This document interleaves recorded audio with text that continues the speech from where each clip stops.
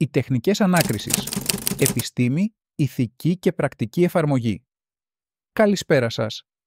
Η σημασία της ανάκρισης στον σύγχρονο κόσμο είναι αδιαμφισβήτητη. Από την αρχαιότητα μέχρι σήμερα, η διαδικασία αυτή έχει εξελιχθεί σε έναν επιστημονικά δομημένο και ηθικά καθοδηγούμενο τρόπο συλλογής πληροφοριών. Πριν εισέλθουμε στην ανάλυση των τεχνικών και των προκλήσεων, ας εξετάσουμε τη μεγαλύτερη εικόνα. Η ανάκριση δεν είναι απλώς μια πράξη συλλογής δεδομένων. Είναι μια δυναμική διαδικασία που αγγίζει τις πιο βαθιές πτυχές της ανθρώπινης συμπεριφοράς και σχέσεων. Η ανάκριση απαιτεί από τον ανακριτή να είναι ένας επιστήμονας, ένας ψυχολόγος και ένας καλός ακροατής. Η διαδικασία είναι ένα μείγμα τέχνης και επιστήμης, καθώς συνδυάζει τη στρατηγική σκέψη, την κατανόηση της ανθρώπινης ψυχολογίας και τη βαθιά ηθική προσέγγιση. Πέρα από την αποκάλυψη της αλήθειας, η ανάκριση φέρνει στο φως την ανάγκη για διαφάνεια και δικαιοσύνη, προσφέροντας ένα παράθυρο στις ηθικές αρχές που διέπουν κάθε κοινωνία. Το έργο του ανακριτή δεν είναι εύκολο. Καλείται να διαχειριστεί σύνθετες καταστάσεις, να αναγνωρίσει τις λεπτές ενδείξεις της ανθρώπινης συμπεριφοράς και να οικοδομήσει εμπιστοσύνη με το άτομο που βρίσκεται απέναντί του. Η επιτυχία εξαρτάται από την ικανότητά του να προσαρμόζεται στις συνθήκες και να διατηρεί μια λεπτή ισορροπία μεταξύ της ανάγκης για πληροφορίες και της προστασίας των ανθρώπινων δικαιωμάτων. Καθώς ξεκινάμε αυτή τη συζήτηση, ας θυμηθούμε ότι η ανάκριση είναι πολύ περισσότερα από ερωτήσεις και απαντήσεις. Είναι μια πολυδιάστατη διαδικασία που αποτυπώνει την ανθρώπινη ικανότητα για επικοινωνία, ανάλυση και κατανόηση. Σας ευχαριστώ που είστε εδώ σήμερα για να εξετάσουμε αυτό το κρίσιμο θέμα, το οποίο επηρεάζει τόσο τη δικαιοσύνη, όσο και την ασφάλεια σε παγκόσμιο επίπεδο. Ορισμός και στόχος της ανάκρισης. Η ανάκριση είναι μια συστηματική και μεθοδική διαδικασία που στοχεύει στη συλλογή αξιόπιστων και χρήσιμων πληροφοριών. Δεν πρόκειται απλώς για μια διαδικασία ερωταπαντήσεων, αλλά για μια διαδικασία επικοινωνίας με στόχο τη δημιουργία σχέσης εμπιστοσύνης. Ο ανακριτής καλείται να κατανοήσει τη συναισθηματική και ψυχολογική κατάσταση του ατόμου που βρίσκεται απέναντί του. Είτε πρόκειται για μάρτυρα, ύποπτο ή θύμα, η ανάκριση έχει ως κύριο στόχο να αποσπάσει στοιχεία με ακρίβεια και χωρίς πίεση ή καταναγκασμό. Ένα από τα πιο κρίσιμα στοιχεία για την επιτυχία της ανάκρισης είναι η δημιουργία ενός περιβάλλοντος εμπιστοσύνης και ασφάλειας. Αυτό απαιτεί από τον ανακριτή να διαθέτει δεξιότητες επικοινωνίας, ενσυναίσθηση και κατανόηση των ψυχολογικών αναγκών του ανακρινόμενου.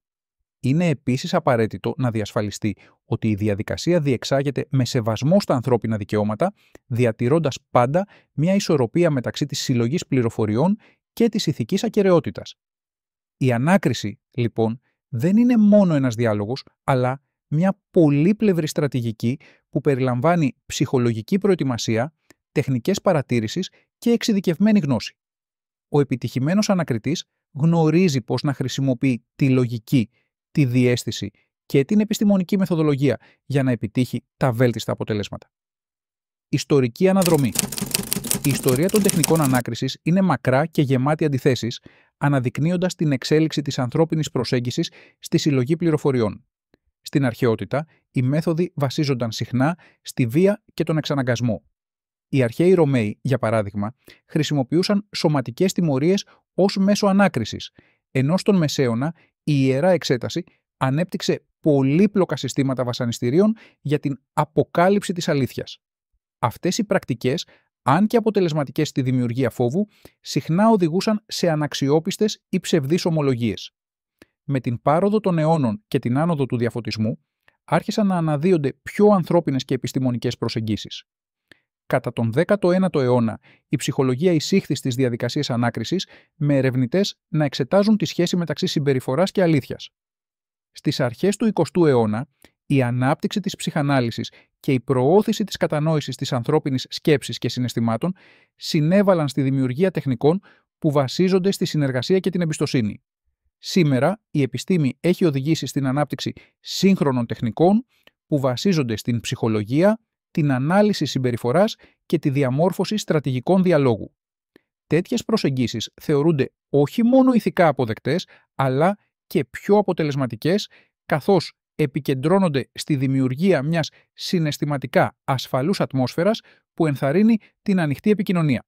Σύγχρονες τεχνικές ανάκρισης.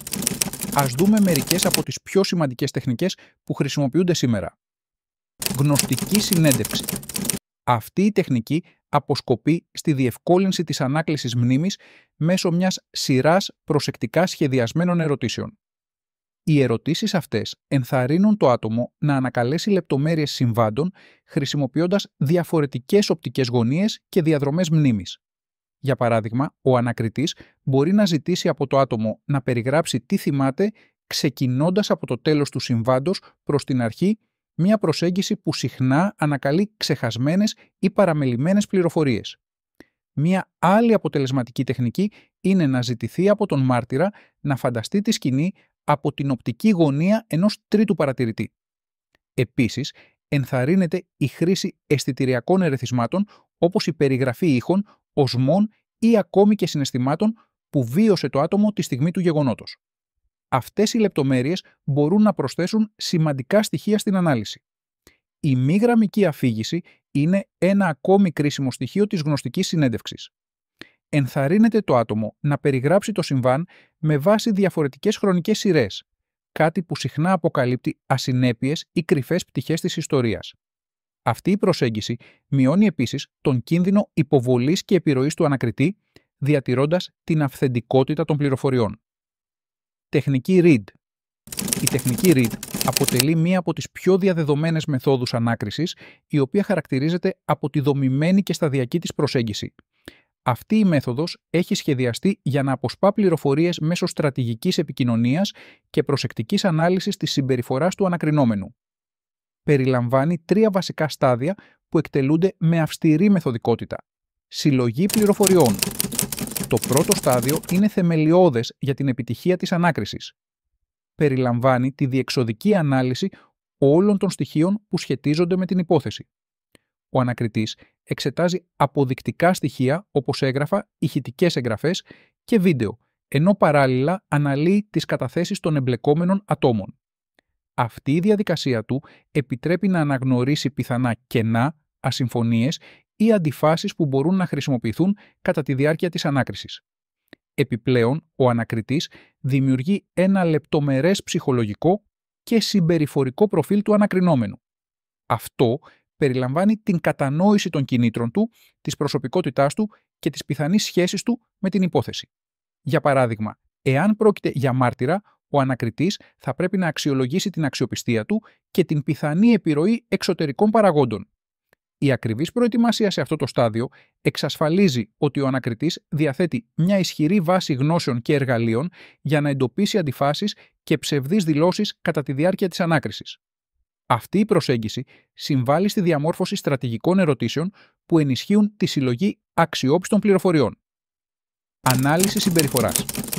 Σε αυτό το κρίσιμο στάδιο, ο ανακριτής παρατηρεί προσεκτικά τόσο τη λεκτική όσο και τη μη λεκτική συμπεριφορά του ανακρινόμενου.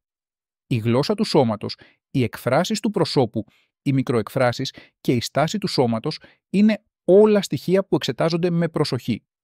Για παράδειγμα, η νευρικότητα μπορεί να φανεί μέσα από τη συχνή αλλαγή θέσης, το παίξιμο με τα χέρια ή την αποφυγή οπτικής επαφής. Τα δεδομένα αυτά συνδυάζονται με την παρακολούθηση του τόνου της φωνής, της ταχύτητας ομιλίας και των λεκτικών μοτίβων. Ενδείξεις όπως η αυξημένη ένταση στη φωνή, οι συχνές παύσεις ή η αλλαγή στην κανονική ροή του λόγου μπορεί να υποδηλώνουν συναισθηματική φόρτιση ή προσπάθεια απόκρυψης της αλήθειας. Επιπλέον, ο ανακριτής καταγράφει τυχόν αντιφάσεις ανάμεσα στη λεκτική και τη μη λεκτική επικοινωνία. Για παράδειγμα, ένα άτομο που λέει «ναι» αλλά κουνάει το κεφάλι του αρνητικά μπορεί να δίνει σημαντικές ενδείξεις για την αληθινή του στάση. Η ικανότητα να διακρίνει κανείς μικρές αλλά σημαντικές ενδείξεις απαιτεί εμπειρία, εκπαίδευση και βαθιά κατανόηση της ανθρώπινης συμπεριφοράς. Ανάκριση. Το τρίτο και πιο απαιτητικό στάδιο περιλαμβάνει τη χρήση στοχευμένων ερωτήσεων, οι οποίες σχεδιάζονται προσεκτικά για να προκαλέσουν ανοιχτές παραδοχές, αποσαφήνιση γεγονότων ή πλήρεις ομολογίες. Οι ερωτήσεις αυτές είναι διατυπωμένες με τρόπο που να αποφεύγουν τη δημιουργία άμεσης πίεσης, προάγοντας την αίσθηση ασφάλειας και συνεργασίας. Ο ανακριτής εφαρμόζει τεχνικές όπως η επανάληψη για να ενισχύσει την κατανόηση και η ανακατεύθυνση για να κρατήσει το διάλογο εστιασμένο στους στόχους της ανάκρισης. Η διαδικασία αυτή απαιτεί από τον ανακριτή όχι μόνο ευελιξία, αλλά και υψηλό βαθμό προσαρμοστικότητας. Για παράδειγμα, αν ο ανακρινόμενος εμφανίζει σημάδια νευρικότητας ή δισταγμού, ο ανακριτής μπορεί να τροποποιήσει την προσέγγιση του, χρησιμοποιώντας πιο ήπιες ερωτήσεις ή ενθαρρύνοντας την ανοιχτή επικοινωνία. Επίσης, οι ερωτήσεις πρέπει να είναι συγκεκριμένες, ώστε να αποφεύγονται παρεξηγήσεις και να ελαχιστοποιείται ο κίνδυνος παροχής ψευδών πληροφοριών. Επιπλέον, η προετοιμασία για αυτή τη φάση περιλαμβάνει την ανάλυση των προηγούμενων δηλώσεων του ανακρινόμενου και τη συσχέτιση με τα αποδεικτικά στοιχεία που έχουν ήδη συλλεχθεί. Ο ανακριτής μπορεί να παρουσιάσει αντιφάσεις ή κενά στην αφήγηση με τρόπο που να μην προκαλεί άμυνα, αλλά να ενθαρρύνει τη διευκρίνηση. Η αποτελεσματικότητα αυτής της φάσης εξαρτάται από τη βαθιά κατανόηση της ψυχολογίας του ανακρινόμενου, καθώς και από τη δυνατότητα να δημιουργηθεί μια ατμόσφαιρα εμπιστοσύνης και αμοιβαίας κατανόησης. Παρά την αποτελεσματικότητά της, η τεχνική Reid έχει επικριθεί για την πιθανότητα πρόκλησης ψευδών ομολογιών, ιδιαίτερα όταν εφαρμόζεται από ανακριτές χωρίς επαρκή εκπαίδευση. Η χρήση πίεσης ή παραπλανητικών τακτικών μπορεί να οδηγήσει σε ανακριβή αποτελέσματα. Επομένως, η επιτυχής εφαρμογή αυτής της τεχνικής εξαρτάται από τη δεοντολογική συμπεριφορά του ανακριτή και την τήρηση αυστηρών κανόνων ηθικής και νομιμότητας. Παρατήρηση συμπεριφοράς. Η παρατήρηση συμπεριφοράς είναι μία από τις πιο κρίσιμες πτυχές της ανάκρισης, παρέχοντας στον ανακριτή βασικές ενδείξεις για την αλήθεια ή το ψεύδος των δηλώσεων του ατόμου. Ο ανακριτής εξετάζει τη γλώσσα του σώματος, όπως τη στάση, τις κινήσεις των χεριών ή ακόμα και τη θέση των ποδιών, για να εντοπίσει σημάδια άγχους ή άμυνας. Οι εκφράσεις του προσώπου, όπως μικροεκφράσεις που διαρκούν κλάσματα δευτερολέπτου, μπορεί να αποκαλύψουν συναισθήματα που το άτομο προσπαθεί να κρύψει. Ο τόνος της φωνής και οι αλλαγές στην ένταση ή την ταχύτητα ομιλίας αποτελούν επίσης κρίσιμα σημεία παρατήρησης. Για παράδειγμα, μια ξαφνική αύξηση στην ταχύτητα ομιλίας μπορεί να υποδηλώνει νευρικότητα, ενώ οι παύσεις μπορεί να δείχνουν ότι το άτομο σκέφτεται πώς να διαμορφώσει την απάντησή του. Αντιφάσεις ανάμεσα στη λεκτική και τη μη λεκτική συμπεριφορά είναι εξαιρετικά σημαντικές. Για παράδειγμα, αν κάποιος λέει «ναι», αλλά κουνάει το κεφάλι του αρνητικά, αυτό μπορεί να αποτελεί ένδειξη ψεύδους. Ο ανακριτής θα πρέπει να συνδυάσει αυτές τις παρατηρήσεις με τα στοιχεία της υπόθεσης και να προσαρμόσει τις επόμενες ερωτήσεις του με σκοπό την αποσαφήνιση. Η αποτελεσματικότητα της παρατήρησης συμπεριφοράς απαιτεί εκτενή εκπαίδευση, εμπειρία και την ικανότητα να διαχωρίζει τα τυχαία σημάδια από εκείνα που είναι πραγματικά ενδεικτικά μιας ενοχής ή απόκρυψης της αλήθειας. Αυτή η δεξιότητα είναι ζωτικής σημασίας για τη δημιουργία μιας συνολικής εικόνας της αξιοπιστίας του ατόμου. Ενεργητική ακρόαση. Αυτή η τεχνική επικεντρώνεται στη δημιουργία ενός διαλόγου που βασίζεται στην αμοιβαία κατανόηση και εμπιστοσύνη. Ο ανακριτής, μέσω της ενεργητικής ακρόασης, δίνει την αίσθηση στον ανακρινόμενο ότι οι σκέψεις και τα συναισθήματά του είναι σημαντικά και σεβαστά. Αυτή η μέθοδος απαιτεί συνεχή οπτική επαφή, κατάλληλες λεκτικές ενδείξεις, όπως «καταλαβαίνω» ή «συνέχισε», και χρήση ερωτήσεων διευκρίνησης που βοηθούν στην περαιτέρω ανάλυση των δηλώσεων. Η υπομονή και η προσοχή στις λεπτομέρειες είναι κρίσιμες. Για παράδειγμα, ο ανακριτής μπορεί να επαναλάβει τις τελευταίες λέξεις του ανακρινόμενου για να τον ενθαρρύνει να εμβαθύνει στη σκέψη του. Αυτή η τεχνική δεν στοχεύει μόνο στη συλλογή πληροφοριών, αλλά και στη δημιουργία ενός περιβάλλοντος όπου ο ανακρινόμενος αισθάνεται άνετα να μιλήσει. Επιπλέον, η ενεργητική ακρόαση βοηθά στην αναγνώριση κρυφών συναισθημάτων ή αμφιταλαντεύσεων. Μέσω προσεκτικής παρατήρησης των αντιδράσεων του ανακρινόμενου, ο ανακριτής μπορεί να εντοπίσει σημεία που απαιτούν περαιτέρω διερεύνηση. Είναι μια τεχνική που βασίζεται στη βαθιά κατανόηση της ανθρώπινης συμπεριφοράς και προάγει τη συνεργασία, αντί για την αντιπαράθεση, καθιστώντας την ιδιαίτερα αποτελεσματική στις σύγχρονες πρακτικές ανάκρισης. Ηθική και νομική διάσταση. Η χρήση ηθικών τεχνικών είναι θεμελιώδης. Η εφαρμογή παράνομων ή εξαναγκαστικών πρακτικών, όπως οι απειλές ή η βία, όχι μόνο παραβιάζει τα ανθρώπινα δικαιώματα, αλλά οδηγεί συχνά σε αναξιόπιστες πληροφορίες. Σήμερα, η διεθνής κοινότητα εστιάζει στη διασφάλιση της νομιμότητας και της διαφάνειας, θέτοντας αυστηρά πρότυπα για τη διαδικασία της ανάκρισης. Ρόλος της ψυχολογίας. Η ψυχολογία αποτελεί ακρογωνιαίο λίθος στην επιτυχία μιας ανάκρισης, καθώς προσφέρει τη βάση για την κατανόηση και τη διαχείριση της ανθρώπινης συμπεριφοράς. Ο ανακριτής πρέπει να διαθέτει εκτεταμένες γνώσεις γύρω από την ψυχολογική δυναμική, να κατανοεί πώς οι στρεσογόνες καταστάσεις επηρεάζουν τη συμπεριφορά και να είναι σε θέση να διαχειρίζεται συναισθηματικά φορτισμένα άτομα. Για παράδειγμα, η αναγνώριση σημάτων όπως η αυξημένη νευρικότητα ή η απόσυρση μπορεί να δώσει ενδείξεις για την ψυχολογική κατάσταση του ανακρινόμενου.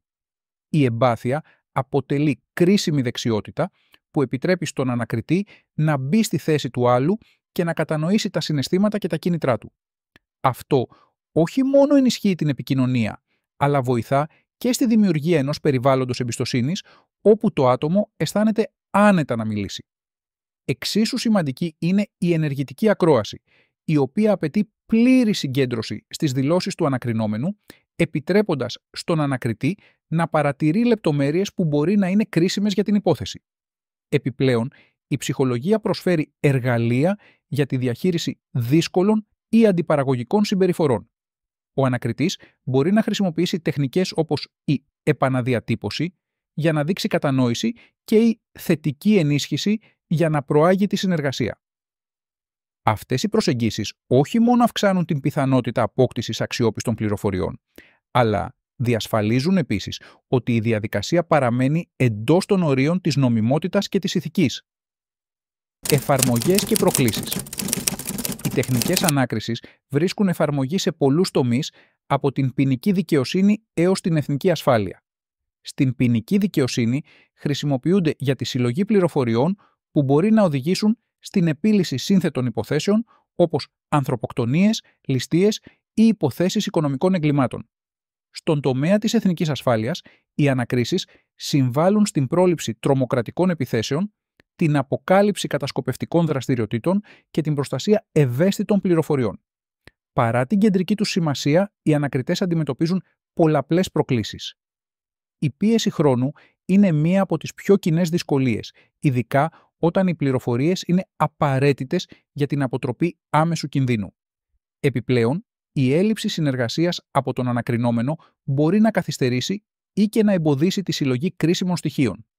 Σε τέτοιες περιπτώσεις, απαιτούνται εξειδικευμένες τεχνικές για να ενισχυθεί η συνεργασία, όπως η ενεργητική ακρόαση και η δημιουργία ενός περιβάλλοντος εμπιστοσύνης.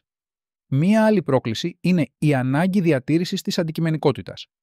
Οι ανακριτές πρέπει να αποφύγουν τις προκαταλήψεις που μπορεί να επηρεάσουν την κρίση τους και να διασφαλίσουν ότι η διαδικασία παραμένει ηθική και δίκαιη. Η σωστή εκπαίδευση, η συνεχής εποπτεία και η χρήση επιστημονικών εργαλείων, όπως η ανάλυση συμπεριφοράς, μπορούν να συμβάλλουν στη διαχείριση αυτών των προκλήσεων. Κατά συνέπεια, οι τεχνικές ανάκρισης αποτελούν έναν κρίσιμο πυλώνα για την επίτευξη της δικαιοσύνης και της ασφάλειας, παρά τις δυσκολίες που παρουσιάζονται κατά την εφαρμογή τους. Καθώς φτάνουμε στο τέλος αυτής της παρουσίασης, είναι σημαντικό να αναλογιστούμε τη βαθύτερη σημασία των τεχνικών ανάκρισης. Πέρα από τη συλλογή πληροφοριών, η ανάκριση αποτελεί έναν καθρέφτη της ανθρωπιάς και της ηθικής που διέπει κάθε κοινωνία. Είναι ένα εργαλείο που μπορεί να φέρει δικαιοσύνη, να προλάβει τραγωδίες και να διασφαλίσει την ασφάλεια των πολιτών, αρκεί να χρησιμοποιηθεί με ακεραιότητα και σεβασμό στα ανθρώπινα δικαιώματα. Οι ανακριτές δεν είναι μόνο επαγγελματίες που επιδιώκουν την αποκάλυψη της αλήθειας. Είναι επιστήμονες, ψυχολόγοι και κυρίως άνθρωποι που πρέπει να διατηρούν την ευαισθησία και την ηθική τους ακεραιότητα σε κάθε βήμα. Η επιτυχία της ανάκρισης εξαρτάται από την ικανότητά τους να ισορροπούν ανάμεσα στην ανάγκη για πληροφορίες και τον σεβασμό στην ανθρώπινη αξιοπρέπεια. ζούμε σε έναν κόσμο όπου οι προκλήσεις της ασφάλειας και της δικαιοσύνης είναι πιο περίπλοκες από ποτέ. Οι τεχνικές ανάκρισης, με την εξέλιξή τους, αποτελούν πυλώνα της σύγχρονης δικαιοσύνης, ενσωματώνοντας τις επιστήμες της ψυχολογίας, της επικοινωνίας και της τεχνολογίας. Ωστόσο, η χρήση αυτών των τεχνικών πρέπει να καθοδηγείται από τις αρχές της νομιμότητας και της ηθικής, ώστε να μην υπονομεύεται η εμπιστοσύνη του κοινού στα συστήματα δικαιοσύνης. Στο μέλλον, οι ανακριτές θα χρειαστεί να προσαρμοστούν στις νέες προκλήσεις, όπως η τεχνητή νοημοσύνη, η ψηφιακή εγκληματικότητα και οι πολιτισμικές διαφορές. Η διαρκής εκπαίδευση, η διαφάνεια και η συνεργασία θα είναι ζωτικής σημασίας για τη διατήρηση της αποτελεσματικότητας και της νομιμότητας των πρακτικών τους. Σας ευχαριστώ θερμά που αφιερώσατε το χρόνο σας για να εξετάσουμε αυτό το κρίσιμο θέμα. Ελπίζω ότι αυτή η παρουσίαση όχι μόνο σας ενημέρωσε, αλλά σας ενέπνευσε να αναλογιστείτε τη σημασία της ανάκρισης στον κόσμο μας. Γράψτε τις ερωτήσεις σας στα σχόλια του βίντεο.